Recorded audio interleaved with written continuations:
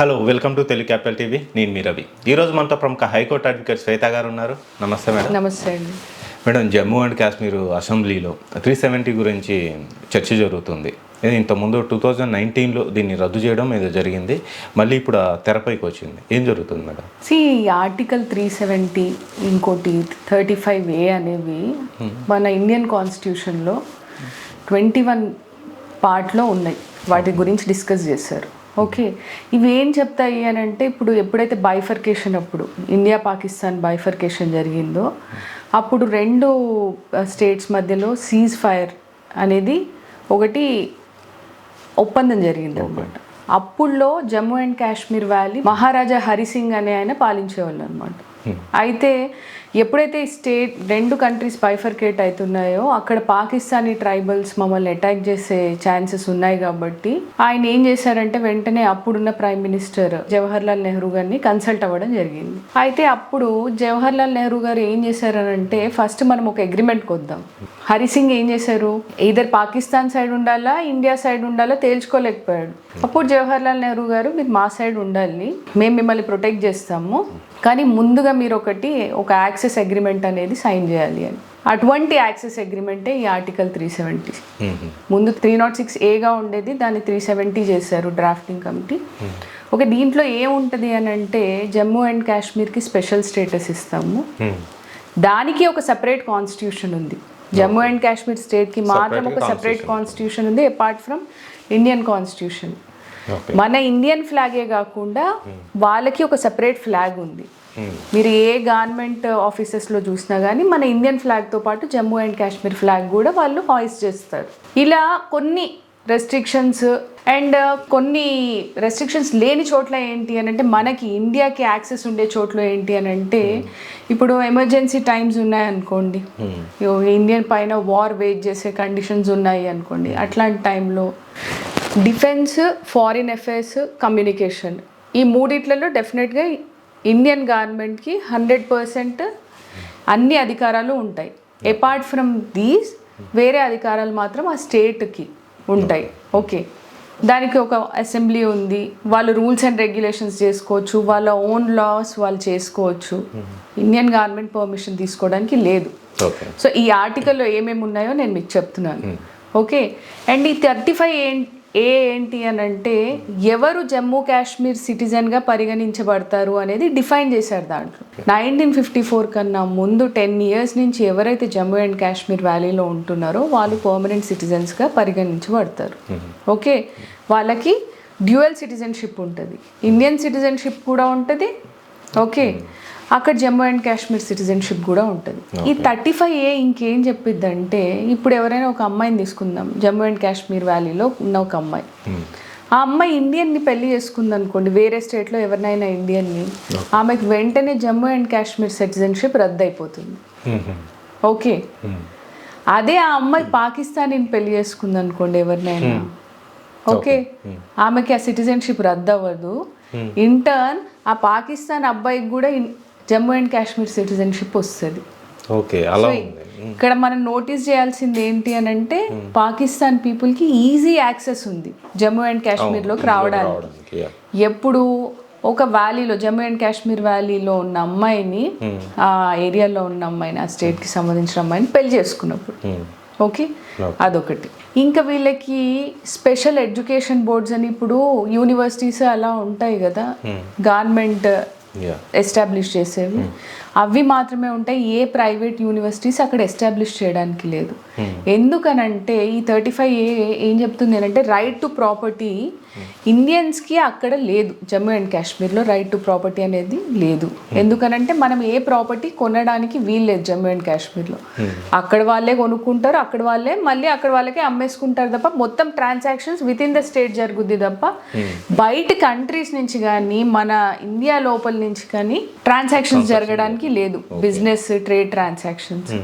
Okay, అంటే అక్కడ permanent establishment, ఒక మల్టీ స్పెషాలిటీ హాస్పిటలే ఎస్టాబ్లిష్ చేయాలి అని అనుకున్నారు అనుకోండి, అక్కడ ల్యాండ్ ఎక్వైర్ చేయడానికి లేదు. సో అక్కడున్న లోకల్ అయితే ఎస్టాబ్లిష్ చేయాల్సిందే తప్ప బయట నుంచి ఎంఎన్సీస్ రావడము, మల్టీనేషనల్ కంపెనీస్ వచ్చి ఎస్టాబ్లిష్ చేయడము, కొన్ని బ్రాంచెస్ ఓపెన్ చేయాలి, ఇంటర్నేషనల్ స్కూల్స్ ఎస్టాబ్లిష్ చేయడం, ఇట్లాంటివి ఏం లేవు. ఏం చేసినా కానీ government hospitals, government hospital standards అన్ని సార్లు బాగుండాలని రూల్ ఏం లేదు. ఓకే, గవర్నమెంట్ హాస్పిటల్సే వాళ్ళకి ఫెసిలిటీస్, గవర్నమెంట్ స్కూల్సే. సో అట్లాంటప్పుడు ఏమవుతుంది అంటే డెవలప్మెంట్ ర్యాపిడ్గా ఉండదు. ఎప్పుడో 1949లో ఎలా ఉందో ఇప్పుడు 2024లో కూడా అలానే ఉంది. సో ఈ బిజినెస్ డెవలప్మెంట్ కానీ, హెల్త్ డెవలప్మెంట్ కానీ, ఎడ్యుకేషనల్ డెవలప్మెంట్స్ కానీ ఉండవు. ఓకే, అలాంటప్పుడు ఏం చేసిందంటే ఆలోచించి గవర్నమెంట్ 2019లో సెంట్రల్ గవర్నమెంట్ అసలు ఈ ఆర్టికల్ 370ని స్టక్ డౌన్ చేసేస్తున్నాం మేము అని చెప్పేసి. స్టక్ డౌన్ చేస్తున్నప్పుడు ఎందుకు చేస్తున్నాము అనేవి కొన్ని ఎక్స్ప్లెయిన్ చేసింది. ఇప్పుడు నేను చెప్పినట్టు అక్కడ వాళ్ళకి ఈక్వల్ హెల్త్ అండ్ ఎడ్యుకేషన్ ఉండాలి, వాళ్ళు కూడా ఇండియన్ పౌరుల్లాగానే బతకాలి, బ్యాక్వర్డ్గా ఎక్కడో వెళ్ళేసినట్టు ఉంటున్నారు. ఇప్పుడు అక్కడి నుంచి బయటికి వచ్చి చదువుకోవాలి అనే యాక్సెసిబిలిటీ కూడా చాలా తక్కువ. ఎందుకంటే వాళ్ళని వాళ్ళు రెస్ట్రిక్ట్ చేసుకుంటున్నారు అదే స్టేట్కి. ఇప్పుడు ఇక్కడ హైదరాబాద్ ఉందనుకోండి, హైదరాబాద్ నుంచి బెంగళూరు వెళ్ళి చదువుకుంటారు పిల్లలు, చెన్నై వెళ్తారు, యూఎస్కి వెళ్తారు, లాట్ ఆఫ్ థింగ్స్. వాళ్ళు ఒక క్లోజ్ నిష్లో బతుకుతున్నారు. కొంచెం డెవలప్మెంట్ స్టేజెస్ కూడా చాలా తక్కువ ఉన్నాయి. అండ్ ఇంకోటి చెప్పుకోవాల్సింది ఏంటి అని అంటే ఇప్పుడు అక్కడ 2019లో స్టక్ డౌన్ చేసిన తర్వాత 2023లో సుప్రీంకోర్టు వరకు వెళ్ళింది. సుప్రీంకోర్టు యునానిమస్గా ఆర్టికల్ 370 అనేది స్టక్ డౌన్ చేయడం కరెక్టే.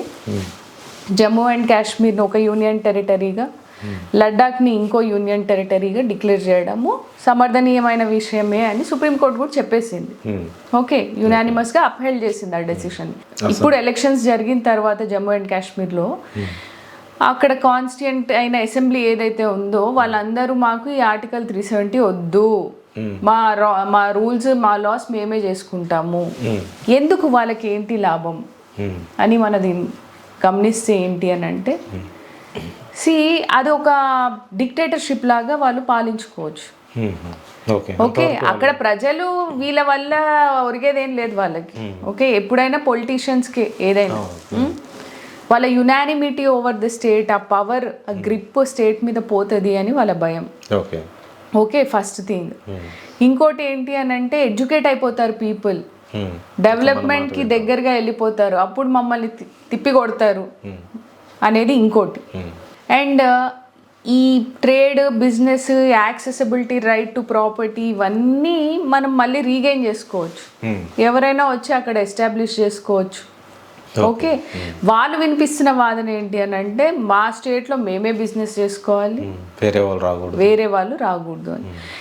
మనం కొత్తదనానికి అలవాటు పడాలి. ఇన్నోవేషన్, టెక్నాలజీ ఇవన్నీ ఏవి లేవు. వాళ్ళే ఇప్పుడు జమ్మూ అండ్ కాశ్మీర్ దేని మీద హోల్ అండ్ సోల్గా బతుకుతుందండి ఆ స్టేట్ అని అంటే టూరిజం మీద.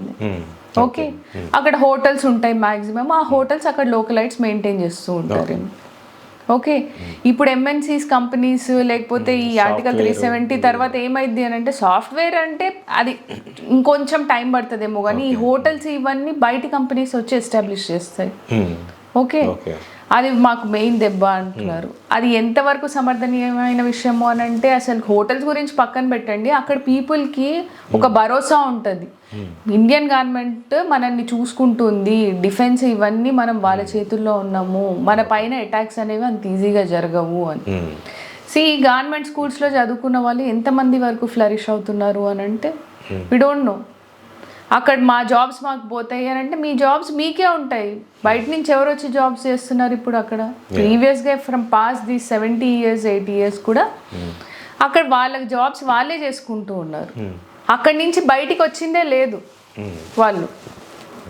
ఓకే, వాళ్ళకి జాబ్ ఆపర్చునిటీ పోతుందనో ఇవన్నీ భయపడాల్సిన అవసరం లేదండి. ఈ 370 వల్ల అసలు వాళ్ళకి లాభమా నష్టమా? డెఫినెట్గా మనం అనలైజ్ చేసుకుంటే 370 ఆర్టికల్ స్టక్ డౌన్ చేయడం వల్ల జమ్మూ అండ్ కాశ్మీర్ ప్రజలకి లాభమే అండి. వాళ్ళకి హెల్త్, డెవలప్మెంట్ అండ్ ఎడ్యుకేషన్ అనే యాక్సెస్ విపరీతంగా ఉంటుంది. గవర్నమెంట్ పాలసీస్ కొత్తగా ఎస్టాబ్లిష్ చేస్తారు, మల్టీ స్పెషాలిటీ హాస్పిటల్స్ డెవలప్ చేయడానికి ఉంటుంది. ఎడ్యుకేషనల్ పరంగా కూడా చాలా చేంజెస్ అనేవి ఇప్పుడు గవర్నమెంట్ చేతుల్లోకి వస్తే బెటర్గా ఉంటుంది. అక్కడ ఏమైందంటే స్వార్థ రాజకీయాల ఇప్పుడు కోసం నష్టం వాళ్ళకనమాట, పొలిటీషియన్స్కి నష్టం. అంతే. అందుకే వాళ్ళే ఎక్కువ హడావిడి చేస్తున్నారు. ఓకే. బయటికి ఏ జనాలు వచ్చి మాది ఎందుకు స్టక్ డౌన్ చేశారు, మాకు అలానే బాగుంది ఇలానే బాగుందని ఎవరు యాజిటేట్ చేయట్లేదు. కొట్లాడుకునేది ఎవరు అని అంటే అక్కడ పొలిటీషియన్స్ పొలిటీషియన్స్. వాళ్ళు ఏం చెప్తున్నారంటే మమ్మల్ని ఎంచుకున్నారు ప్రజలు, మాకు ఓటేశారు, అందుకని 370 స్టక్ డౌన్ చేయడం వాళ్ళకి ఇష్టం లేదని పోర్ట్రే చేస్తున్నారు. Okay. But I don't accept with that. Okay madam, thank you so much. Thank you అండి.